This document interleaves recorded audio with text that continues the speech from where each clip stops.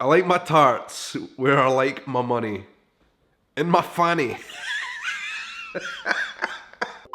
Thank you so much everybody for joining in with today's episode of the vlog. My name's Sean and I'm a vlogger from Edinburgh right here in Scotland. I talk all about Scottish culture and that kind of culture clash and the significance in a global context, and I really enjoy this relationship I'm having with you guys in North America, for example, the United States of America. And in today's video I'm covering 10 words that you guys say quite commonly in the United States of America that are pretty rude or funny in the UK, and I want to go through them and discuss them. And it all stemmed from that tweet that I just showed you, okay? More about that in a little second, because first of all I just want to say welcome to everybody. Thank you so much for joining in with these videos. It's great to have you here, and if you're new, please don't forget to hit that red subscribe button down in the bottom corner. Then you will be like family, you will be in the clan. You'll be part of the 20% club. What's the 20% club? My stats tell me 80% of people watching this video are not subscribers, so you need to be in part of the 20% club, and we'll just be best pals forever, right? Okay, let's get on with this. Pop-Tarts released this tweet quite innocently. And if you don't know what Pop-Tarts are, they're the little things that I used to have when I was a kid, actually. Something in between toast and a dessert. They're usually kind of filled with like chocolate or jam or stuff. You put them in the toaster, they get hot, you eat them. They made this tweet. The first time I saw it, I couldn't breathe. For minutes afterwards, I was on the floor laughing. I had literal tears rolling down my face. This started a bit of a movement for me, an idea for today's video, right? Because there are a lot of words I didn't really realize until recently that you guys say in America commonly that are a bit different in the UK, would make us laugh or are even rude at times. So this one is a topper, right? And I'm gonna complete the challenge by filling my mouth with some water to see if I can look at it without laughing, without spilling the water everywhere. I'm not sure this is a good idea.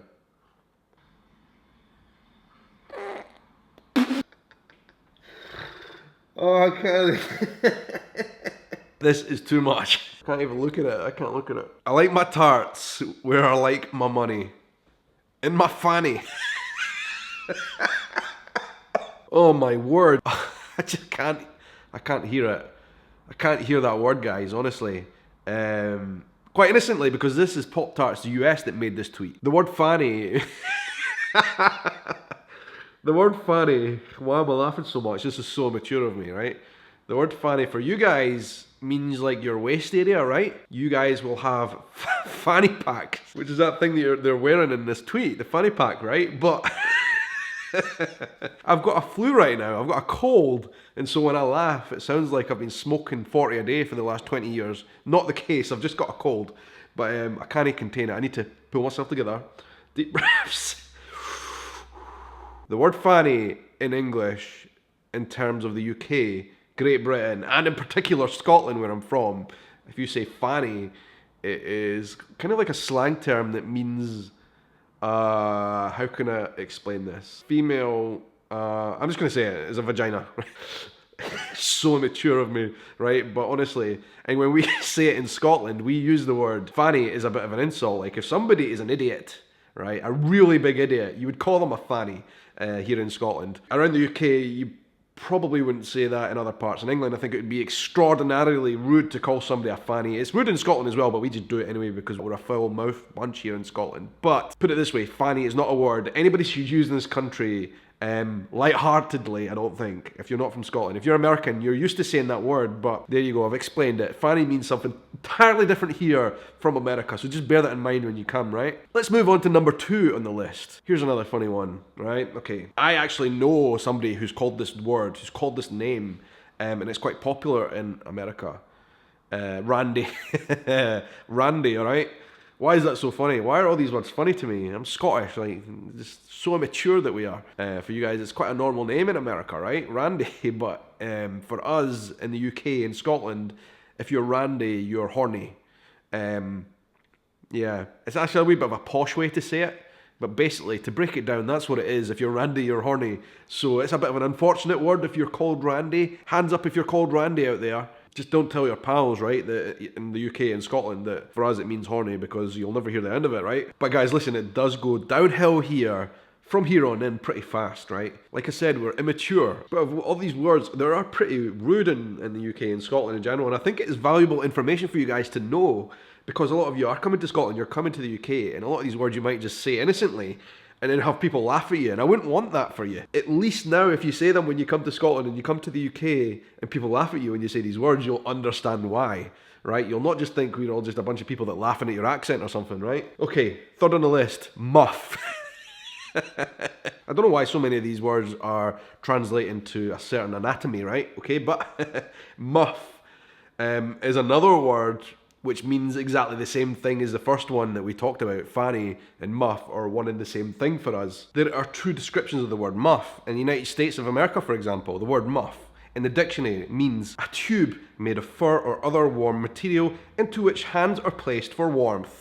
Right, that is a muff. Urban Dictionary in the UK describes muff as an inoffensive slang word meaning vagina. Oh man, we are an immature bunch. Really, honestly, this is shocking. Number 4 on the list, Trump. Trump is obviously the president of the United States of America, but it also has another meaning as well, right? What does Trump mean for you guys? The Trump card? I think it's probably pretty universally known, but I think that word is probably more significant to you guys in North America than it is for us, right? Trump. In the UK, in our language, this is more of a kind of posh English thing, right? But we certainly in Scotland know what it means. Trump means a fart. This is just matter of fact now. I'm giving you these words as like kind of an educational purpose. The next one on the list, this one's we're getting kind of down and dirty here, right? This is a word that you guys could use quite a lot, and I know this because somebody in America actually called me it, said that I was spunky, full of spunk. Honest, please just don't say that when you come to the UK, right?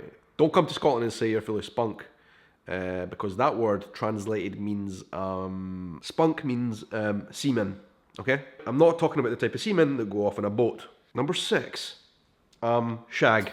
I think in America you would say shag means a carpet, a long-haired woolly carpet, or hairstyle, maybe. In the UK, I hate to break it to you, it doesn't mean a carpet. A shag is basically a coming together of two people in bedroom relations, shall we say. Let's put it that way. I think you get the picture. But I think, like, for example, Austin Powers was quite popular in America, obviously made by an American. The BBC are not allowed to name that film, right? It's against their guidelines to name that film because of what that word means, and for us in the UK, right? It's a baby! Just be careful of that word, shag.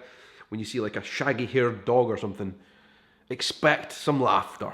Bangs. Forgive me if I'm wrong, right? But you guys think bangs is your fringe, right?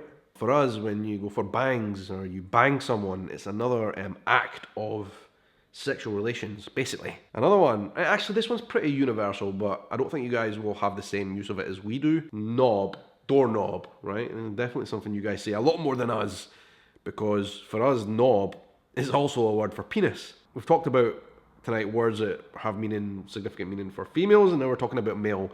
A knob is a penis. Careful how you use the word knob. Pants, right, this one is not so much rude for us, to be honest with you, but pants, you wouldn't go around to people saying, oh, I like your pants. Don't do that. Please don't come here and tell somebody you like their pants, right? Because when we say pants in the UK, we are explicitly talking about somebody's underpants, underwear, right?